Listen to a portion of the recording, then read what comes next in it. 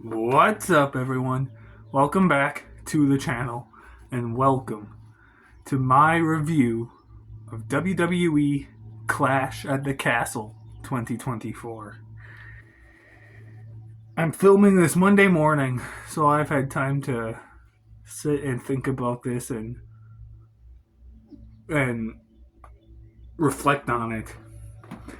And I actually really enjoyed this pay-per-view.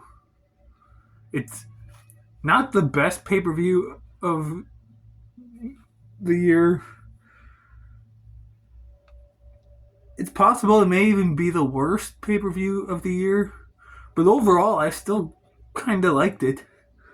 Um since it's a review, I have the pen and clipboard, but I took no notes because I don't usually take notes for live pay-per-views.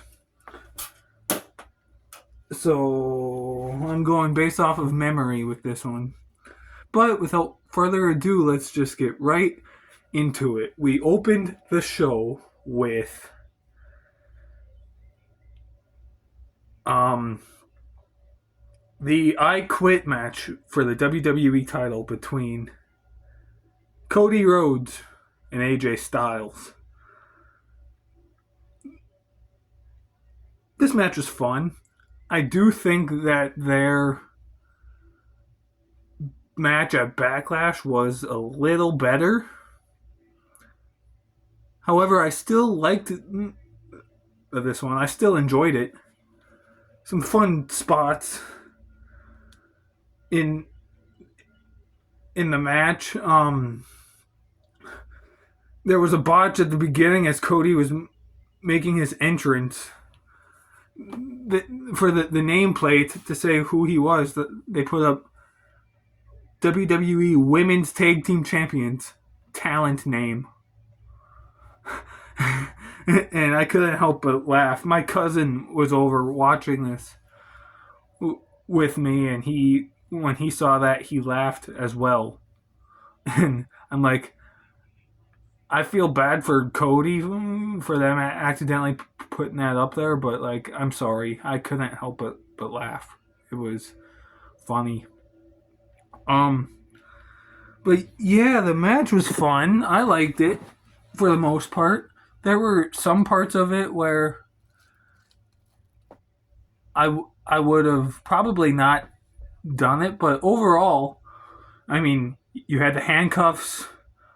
Mama Rhodes was there. She was when she did this. My cousin thought that was the most funny thing ever, and he just laughed. I don't know why. He he's just that type of person that laughs at everything. So he was laughing. He loved that. But and then at one point, Mama Rhodes smacked AJ Styles. Yeah, just overall a good match. I do think their match at Backlash was better. But then, out of nowhere, Cody takes the handcuffs off of him. He handcuffs AJ Styles to the ropes. He then starts beating up AJ. AJ then goes over to the corner. Cody Rhodes has the stairs.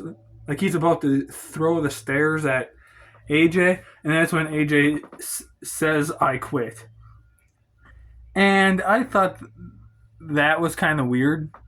I think if Cody had the bigger, heavier set of stairs on the bottom instead of the top ones, maybe it would have made more sense. But he had the smaller set on top, which is still heavy and probably still hurts, obviously, when they get thrown at you. But I feel like it would have made more sense if he used the bigger ones on the bottom. I don't know. That's just me. But yeah, so AJ Styles quit. Cody Rhodes won. There was a cool crossroads at one point before this onto a chair. I thought that was fun. But yeah, overall, I enjoyed the match. I'm gonna give it 3.5 stars. I thought it was fun. No, take that back. I'm gonna give it 4. I liked it. I do think their Backlash match was a little bit better, but for the most part, I do very much enjoy this match as well. Let's see here. What's next? The triple threat tag women's tag team title match, where the champions Jade Cargill and Bianca Belair defended the titles against Zoe Stark and Shayna Baszler and Alba Fire and Isla Dawn. And this match was okay. Maybe the worst match on the show. Maybe. Jade Cargill, she botched a few things. Like, she was going to do a springboard, and she fell. Now, I don't think it's her fault based on something that happens later on in the show. I do not think it's her fault. I think the ropes were kind of loose.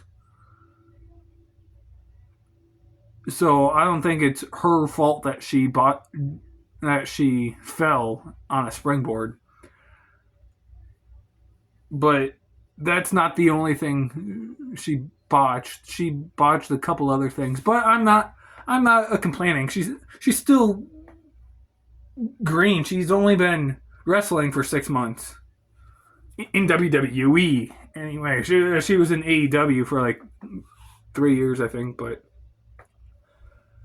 yeah, and then at one point, I don't know why, but Shayna Baszler had Jade Cargill in the Karafuda clutch, and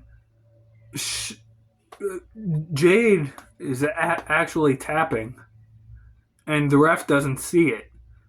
So I don't know if it's like something happened to Shayna. Like Jade botched something and hurt Shayna, so Shayna was giving Jade a receipt.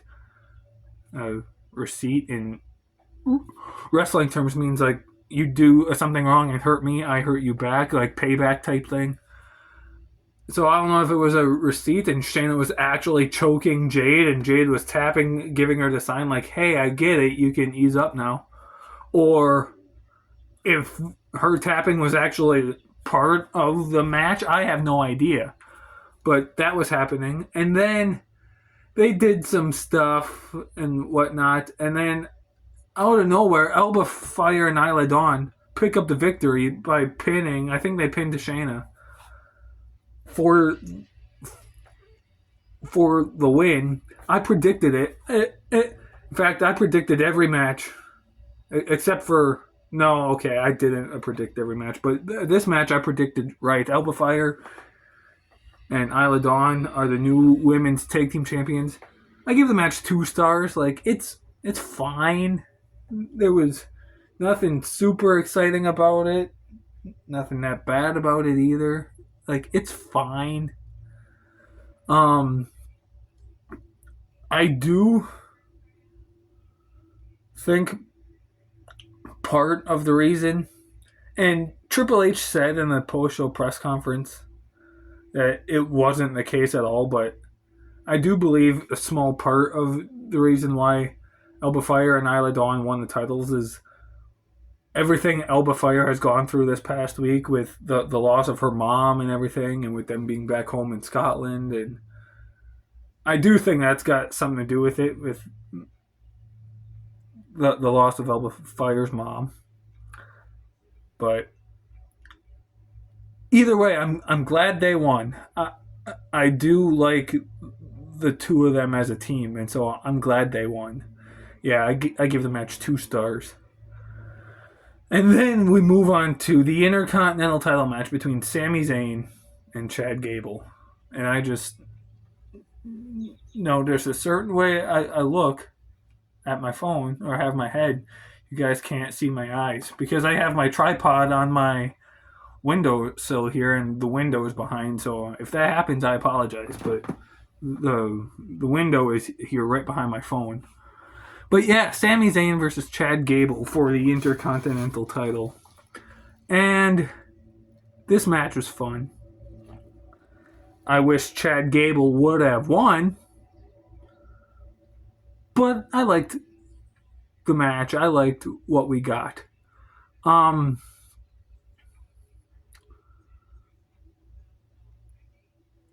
yeah, and then we had Otis and Maxine all there and everything. And see, I probably should have taken notes. I remember some stuff of that match, but not very much. But yeah, overall, it is a good match. We my cousin was here, and we both are big Chad Gable fans, and we wanted Chad to win so bad. And I know 24/7 wanted him to, and I know we're not the only ones. I think going into the show, I feel like every person watching the show, or okay, maybe not everyone, but a lot of people, the majority of the people, were expecting Chad Gable to win, and then he didn't. And don't get me wrong, I love Sami Zayn. I do. I love him. But I wanted Chad to win so badly. And I felt like this was the time because this was what? His fifth or sixth title match against Sami in a row straight. And so I'm like, why? And like, I'm trusting the process. I'm trusting Triple H. Maybe they have something big planned for Chad Gable, like at Money in the Bank or SummerSlam. But when Sami won, he told Chad, "I'm done with you. I'm done with you." And Chad was just giving him that look of anger and disappointment. And so my prediction is that Chad Gable wins Money in the Bank and cashes in on Sami to become the IC champ. And the reason I say that is because last year when Damian Priest won Money in the Bank, they announced that if he wanted to, he could cash in on either the Intercontinental Champion or the United States Champion as well. It wasn't just the world titles.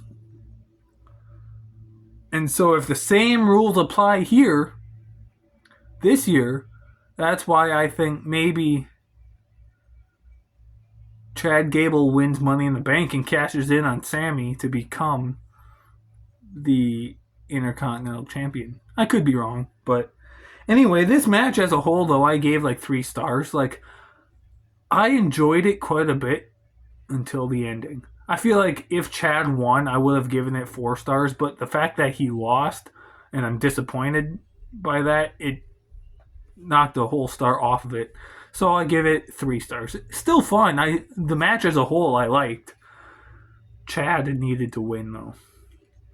Again, I love Sami. I love him, and I'm glad he's IC champion. I'm glad he beat Gunther, but Chad needed this win. Moving on, Bayley versus Piper Niven for the title. This match, it's good. I liked it. I wanted more. I'm not the biggest Piper Niven fan. I never really was, even back in her Dewdrop days. I never was the biggest, and I'm still not. I'm not the biggest fan of Piper Niven. I don't know why.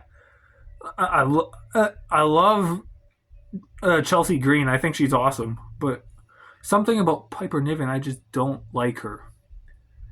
And I was really hoping for more. The match wasn't bad. I liked what we got. But yeah, I was hoping for more. And then there was a point in the match where Chelsea Green gets kicked out by the referee. And then we go on maybe 5, 6, 7 minutes or so. And she comes back wearing a Rey Mysterio mask, pretending to be someone else and not Chelsea Green. And I'm just like, really? You're doing this cheesy crap? Bailey wins. I give the match maybe 2.5 stars. Like, it's fine. I liked what we got, but I wanted more. I, I feel like because we were in Scotland, where Piper Niven is from, we could have gotten more, and we just didn't. 2.5 stars. But now the main event for the World Heavyweight Championship. The champion Damian Priest defending the title against the hometown hero Drew McIntyre. Where do I begin? So, this may be a hot take, but I am more disappointed about Chad Gable's loss than I am Drew McIntyre's loss. Initially, I was upset with McIntyre's loss, but over the last day and a half, 2 days since the show, I'm filming this early Monday morning. Over the past day and a half to 2 days, I've really thought about it, and I'm okay with Drew McIntyre's loss. And there's a few reasons for it. The first one is it makes the feud between him and CM Punk just that much better in the storyline. So when the eventual match does happen at Money in the Bank or SummerSlam or whenever, probably SummerSlam, the story and the build-up is just that much better. But also, Gunther won King of the Ring. Okay? So at SummerSlam, he gets a guaranteed world title match. And Drew McIntyre is the type of person where if he wins a world title, he should have it for a decent amount of time. Not super long like Roman, obviously, but 6 to 9 months or so, I feel like, is a good title run for someone like Drew McIntyre. And if you're going to put the title on him, only for him to lose it to Gunther in less than 2 months, what's the point? Because we all know Gunther is going to win the world title at a SummerSlam, no matter who the champion is. What would be the point of having Drew McIntyre lose to Gunther for the third time in a year and a half? He lost at WrestleMania 39. He lost at SummerSlam last year to Gunther as well. So what would be the point of having Drew McIntyre lose to Gunther again for the third time in a year and a half when Drew McIntyre is at a point in his career where he's on top of the world and doesn't really need a loss to a superstar like Gunther, if that makes sense. I don't know if that made sense. I apologize if it didn't. But that's my take on this. That's why I'm okay with how McIntyre lost. But let's get into the match now. The match as a whole, I thought was fun. I liked it. There was a botch in there where Damian Priest tried to do his springboard flip to the outside, and his foot got caught in the ropes. That wasn't supposed to happen, but Drew McIntyre played it off like it was planned. And as Damian Priest is hanging there in the ropes, he's stomping, Drew McIntyre stomping Priest and everything, and commentary is talking about it, everything. And then, yeah, there were some good spots in the match, some good back and forth action. And then there's a ref bump, okay? Drew McIntyre hits the Claymore on Priest, and he's laying there going, he calls for a new ref, and he lays there going for the pin. The fans are counting 1, 2, 3. I think they got all the way to 7 before the new referee comes in. And the camera angle, you can't see the face of the referee. They count 1, 2, and then they just stop and they stare at Drew McIntyre. And I think that's when, everyone in the crowd could see who it was, obviously, but the people watching at home, you couldn't really tell. And when they counted to 2 and then they just stopped and stared at Drew, that's when they looked at the ref and everyone realized it's CM Punk. CM Punk had on a referee shirt and he was the ref. And he basically screwed Drew McIntyre out of the title again. He gets up, Drew McIntyre chokes Punk and pushes him to the corner. Punk with a low blow on Drew, and then he leaves the ring. Damian Priest comes in, hits the South of Heaven choke slam. The original ref comes back in, counts to 3. Damian Priest wins the match, retains the World Heavyweight title in Scotland, in Drew McIntyre's hometown. The match as a whole, 3.5 stars. I liked it. It was good. Again, I am okay with this finish now. At first, I was disappointed, but now thinking about it over the past day and a half, 2 days, I'm okay with it, and I'm excited to watch Raw tonight to see what happens with Drew McIntyre, what he's going to do with CM Punk and everything. But that is it, guys. That is my review of WWE Clash at the Castle 2024. I hope you enjoyed it. Stay tuned. I don't know if if you're watching this the day that I upload on Monday, June 17th, it is a 5-year anniversary of ABW, of this YouTube channel. The match, the Fight of Our Lives match, is probably already posted. So go check that out. We really, really hope you guys enjoy that match. It took a lot out of us to do that. We are very proud of how it turned out and what happened with that and everything. So go check that out. Go give it some love. We really do appreciate that.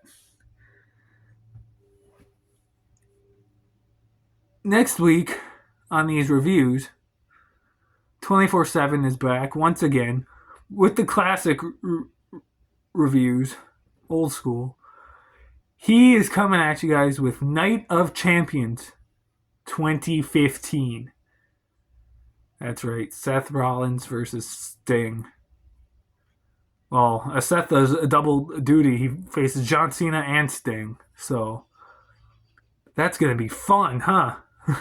Anyway, thanks for watching. Go give the match some love. Go check it out. We appreciate that. We're very proud of it. We love you guys. Thanks for watching that. Thanks for watching this. Thanks for just being part of the channel and just watching us. We greatly, greatly appreciate it. Thanks so much for watching. See you next time.